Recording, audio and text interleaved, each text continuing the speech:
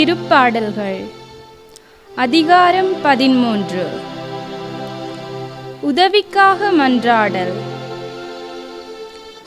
ஆண்டவரே, எத்தனை நாள் என்னை மறந்திருப்பீர்? இறுதி வரை மறந்துடுவீரோ? இன்னும் எத்தனை நாள் உமது முகத்தை எனக்கு மறைப்பீர்? எத்தனை நாள் வேதனையுற்று எனக்குள் போராடுவேன்?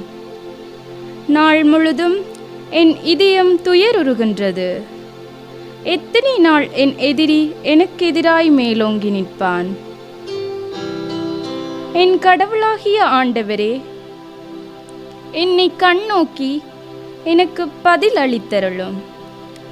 என் விழிகளுக்கு ஒளியூட்டும்.